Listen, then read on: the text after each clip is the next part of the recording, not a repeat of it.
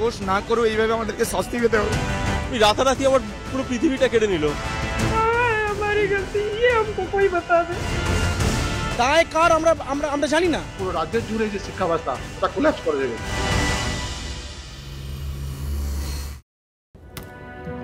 একটা ভয়ঙ্কর কাণ্ড হলো।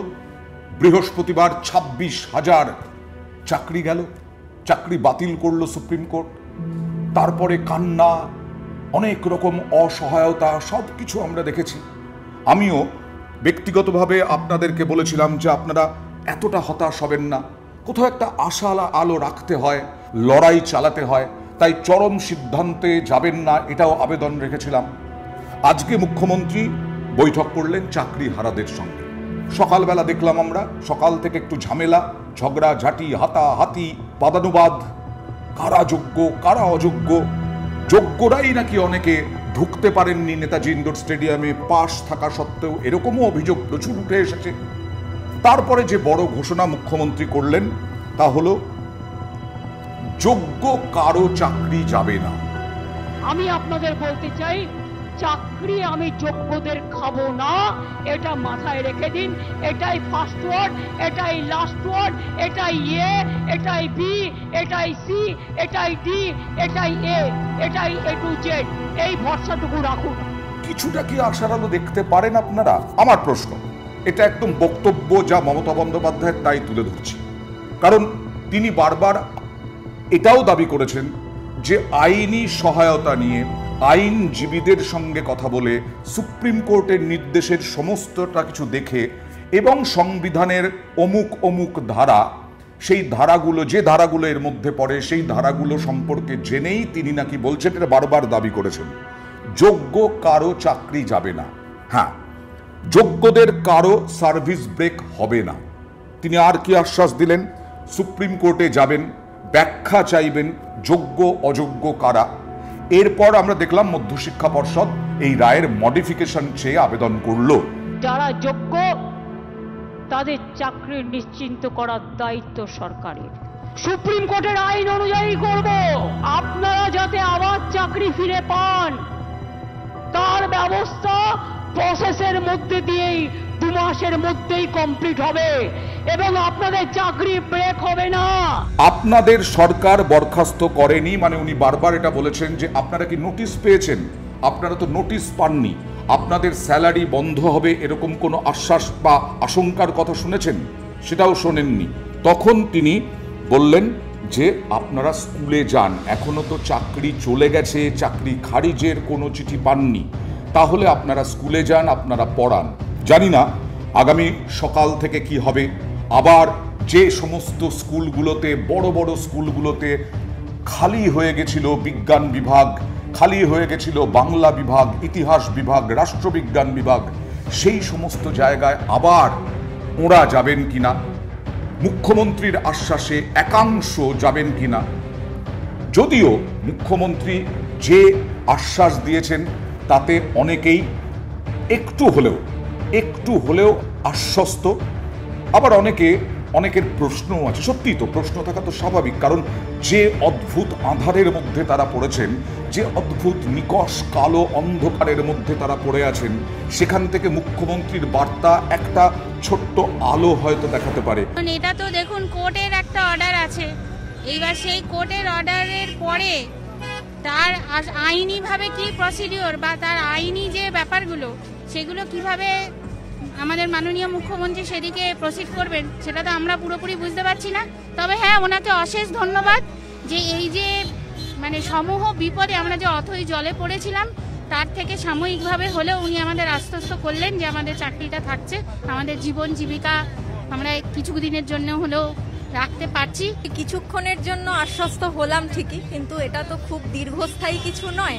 আপাতত যতদিন না আমরা টার্মিনেশন লেটার পাচ্ছি ততদিন পর্যন্ত চাকরিটা কন্টিনিউ করতে পারবো, এইটা ভেবে ভালো লাগছে। কিন্তু যতক্ষণ না তারা একেবারে জানতে পারছেন যে না চাকরিটা থাকছে, চাকরিটা যাচ্ছে না, যোগ্য যারা, তাদের তো আশঙ্কায় থাকবেই, এ তো খুব স্বাভাবিক। কিন্তু যোগ্য যারা, তারা সুপ্রিম কোর্টে এই যে আবেদন হলো, মধ্যশিক্ষা পর্ষদ বা এসএসসি আবেদন করবে বা রাজ্য সরকার আবেদন করবে পরবর্তী সময়ে, সুপ্রিম কোর্ট কি করবে? সুপ্রিম কোর্ট তো এর আগে বলেছিল যোগ্য অযোগ্য ভাগাভাগি করে দিতে পারেনি। সিবিআই দাবি করেছিল যে তদন্তে যা যা উঠে এসেছে তা মধ্যশিক্ষা পর্ষদ এবং এসএসসির অসহযোগিতা, এবং সুপ্রিম কোর্টও মধ্যশিক্ষা পর্ষদ এবং এসএসসিকে দায়ী করেছিল। তাহলে এবার সুপ্রিম কোর্ট কি বলবে? সুপ্রিম কোর্ট কিভাবে বলবে যোগ্য এবং অযোগ্য? কিন্তু আবার প্রশ্ন আছে, সেখানে সুপ্রিম কোর্ট বলেছে যে অযোগ্যদের টাকা ফেরত দিতে হবে বেতন। তাহলে যোগ্য কারা অযোগ্য কারা?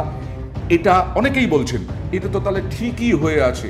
তাহলে সুপ্রিম কোর্ট কেন যোগ্য অযোগ্য সবাইকেই চাল কাপড় একসাথে মিলমিশ করে দিল? এটা অনেকেরই প্রশ্ন আছে। এবার দেখা যাক, যেটা আমাদের সূত্র মারফত আমরা খবর পাচ্ছি, যে এই যে 2 মাস 3 মাস সময় আছে, সেই 2 মাস 3 মাস সময় নিয়ে এই যে বারবার মুখ্যমন্ত্রী আজকে বলেছেন 2 মাস কষ্ট করলে 20 বছর কষ্ট করতে হবে না, এই 2 মাস 3 মাসের মধ্যে কি হচ্ছে সুপ্রিম কোর্টের ফলাফল সেটা আমরা দেখতে পাবো। 1। 2 নম্বর, অনেকেই বলছেন হয়তো যদি সুপ্রিম কোর্ট না করে দেয় সুপ্রিম কোর্ট সব ক্ষেত্রে, তাহলে কি রাজ্য সরকার বিকল্প ভেবেছে? আজকে তো মুখ্যমন্ত্রী মমতা বন্দ্যোপাধ্যায় ABCDE প্রায় 5টা বিকল্পের কথা ভাবলেন। তাহলে কি স্কুলের চাকরি না অন্য কোনো সরকারি চাকরি মাস্ট রাজ্য সরকার দিতে পারবে এই 26,000 তাদের মধ্যে যোগ্য যারা? কারণ মুখ্যমন্ত্রী বারবার বলেছেন যোগ্যদের নিয়ে আগে ভাববো, বাকিদের নিয়ে পরে বসবো, বাকিদের নিয়ে পরে ভাববো। তাহলে কি অন্য কোনো সরকারি চাকরি অপেক্ষা করছে তাদের জন্য? একই স্কেল, একই রকমের স্যালারি, একই রকমের সুযোগ সুবিধে, এইটা একটা হতে পারে বলে সম্ভাবনা বলেও মনে করছেন অনেকে। দ্বিতীয় হচ্ছে যে বিকাশ রঞ্জন ভট্টাচার্য আইনজীবী সিপিআইএম নেতা, তিনি গত পরশুই বলে দিয়েছেন যে 2 লক্ষ 3 লক্ষ 22 লক্ষ 12 লক্ষ এরকম চাকরি প্রার্থীদের নিয়ে পরীক্ষা হবে না, পরীক্ষা হবে যাদের চাকরি গেছে তাদের নিয়েই পরীক্ষা হবে। আইনজীবী মানুষ, তিনি নিশ্চয়ই ভালোই জানেন। আসলে ওরা বিভ্রান্ত হয়ে পড়েছে, ওরা বুঝতে পারেনি, ওরা ভেবেছিল সব আইনজীবীকেই বোধহয় ম্যানেজ করা যায়, পরীক্ষা হবে সকলের জন্যই, আমাদের ছেলেরা তা পরীক্ষায় বসবে। 16 সালে যারা অংশগ্রহণ করেছিল তারাই অংশগ্রহণ করতে পারবে, এর বাইরে অন্য কেউ সেখানে বসতে পারবে না। তার মানে যাদের চাকরি গেছে 26,000 তাদেরকে পরীক্ষায় বসিয়ে তাদেরকে ঠিকমতো পাশ করিয়ে তাদের যে চাকরি সেই চাকরি ফিরিয়ে দেওয়ার সুযোগও থাকছে, এরকম সম্ভাবনা দুইও আমরা সূত্র মারফত জানতে পারছি। সার্ভিস ব্রেক হবে না, এটাও মুখ্যমন্ত্রী মমতা বন্দ্যোপাধ্যায় বলেছেন, এবং সেইখান থেকে অনেকেই মনে করছেন যে সার্ভিস ব্রেক নয়, এটা বোধহয় এই 3 মাস ছুটিতে আছেন যারা চাকরিহারা, তারা ছুটিতে আছেন, এইটা দেখিয়ে দেওয়া সম্ভব রাজ্য সরকারের পক্ষে। রাজ্য সরকারের আইনে যা যা আছে এই চাকরি ক্ষেত্রে, সরকারি চাকরির ক্ষেত্রে, সেই আইনের দ্বারা সম্ভব বলে অনেকেই মনে করছেন। এই 3 মাস তারা ছুটিতে আছেন এটা দেখানো হবে। তার মানে এই 3 মাসের স্যালারিও কাটা যাবে না, এই 3 মাসের উইদাউট পে নয়, এটা উইথ পে হলিডে পাবেন হয়তোবা শিক্ষক শিক্ষিকারা যারা চাকরিহারা হয়েছেন, এরকম সম্ভাবনা 3ও দেখা যাচ্ছে।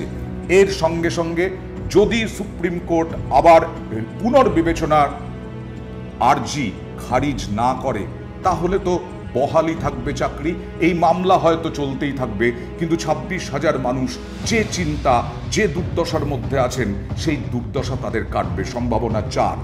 এইভাবে সম্ভাবনা কিন্তু পজিটিভ দিকেই এগোচ্ছে বলেই মনে করছেন অনেকে। কারণ আমি আরও একবার বলি, মুখ্যমন্ত্রী এরকমভাবে সবার সামনে যেভাবে বলে দিলেন যে যোগ্যদের চাকরি যাবে না, যোগ্যদের চাকরি থাকবে, সেখানে হয়তোবা সেই রকম ঝুঁকিপূর্ণ কথা মুখ্যমন্ত্রী বলবেন এরকমটা মনে হয় না। আবার বলছি, আমাদের চ্যানেলের পলিসি অনুযায়ী আপনারা আমাকে কটাক্ষ করবেন, বিভিন্ন রকমের কথা বলতে পারেন, কটাক্ষ করতে পারেন, কিন্তু এখন বাস্তব পরিস্থিতি আমি সম্ভাবনা 4টের কথা বললাম। এই সম্ভাবনা 4-এর মধ্যে কিন্তু বিরোধীরা একটাও সম্ভাবনা দেখছে না। বিরোধীরা কি বলছে? বিরোধীরা বারবার বলছে যে মুখ্যমন্ত্রী যে বক্তব্য রাখলেন তা বিভ্রান্তিকর, আইন বিরোধী এবং সুপ্রিম কোর্টের নির্দেশ অবমাননার সমান। আর তাই আজকে মুখ্যমন্ত্রী যে বক্তব্য রেখেছেন সেই বক্তব্যের পরিপ্রেক্ষিতে সেই বক্তব্য দিয়ে বিজেপি সাংসদ জ্যোতির্ময় সিং মাহাতো একেবারে সরাসরি চিঠি দিয়েছেন প্রধান বিচারপতিকে যে মুখ্যমন্ত্রী নাকি, তার অভিযোগ যে মুখ্যমন্ত্রী নাকি আদালত অবমাননা করেছেন। এবার সুপ্রিম কোর্ট কিভাবে দেখবে, প্রধান বিচারপতি সঞ্জীব খান্না কিভাবে দেখবেন, সেটা পরের বিষয়। এই মাস থেকে চাকরিহারা শিক্ষক শিক্ষাকর্মীদের বেতন বন্ধ হবে সেটা উনি স্পষ্ট করে বললেন না। কিভাবে একটা নিয়োগ প্রক্রিয়ায় যেখানে লক্ষ লক্ষ চাকরি প্রার্থী পরীক্ষা দেবে সেখানে বেছে বেছে শুধু 2016 সালের প্যানেলে যোগ্য চাকরিহারাদের উনি চাকরি দেবেন। আবার বলছি, বিকাশ রঞ্জন ভট্টাচার্য বলেছেন যে 26,000, লক্ষ লক্ষ নয়, 26,000 যাদের চাকরি গেছে তারাই পরীক্ষায় বসতে পারবেন, তারাই পরীক্ষা দিতে পারবেন।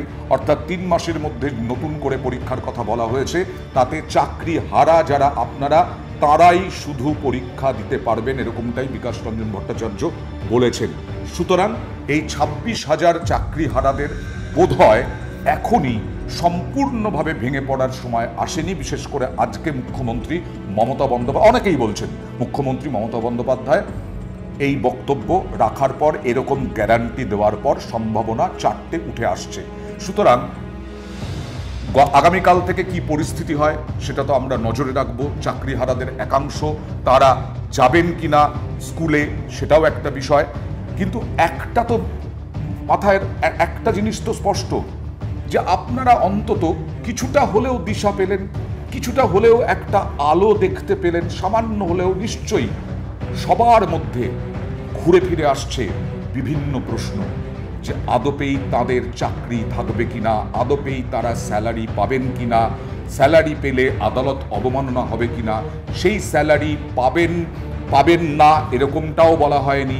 সেই স্যালারির বদলে স্যালারি নামটা বদলে যদি অন্য কিছু নামে টাকা দিয়ে দেয় রাজ্য, নিশ্চয়ই আইনজীবীদের সঙ্গে কথা বলে সংবিধান দেখে, আইন দেখে আজকে রাজ্য সরকার তার বক্তব্য পেশ করেছে। এখন দেখার, আবার বলছি, চরম কোনো সিদ্ধান্ত নয়, চোখের জল অনেক ফেলেছেন, এবার একটু চোয়াল শক্ত করে ধৈর্য ধরে অপেক্ষা করুন। যেটা মুখ্যমন্ত্রী বলেছেন 2 মাসের কষ্ট 20 বছর কষ্ট নয়। আমি কোনো রাজনৈতিক দলের নয়, কোনো রকম কোনো কারো সমর্থনে নয়, আমি শুধু বলবো যে চোয়াল শক্ত করে লড়াই, ধৈর্য যদি করে, ধৈর্য ধরেন, তাহলে আশানুরূপ ফল পাবেনই। তাই বলবো অপেক্ষা করুন বন্ধু, 26,000 চাকরিহারা একটু অপেক্ষা করুন, নিশ্চয়ই ভালো কিছু আপনারা আপনাদের সামনে দেখতে পাবেন।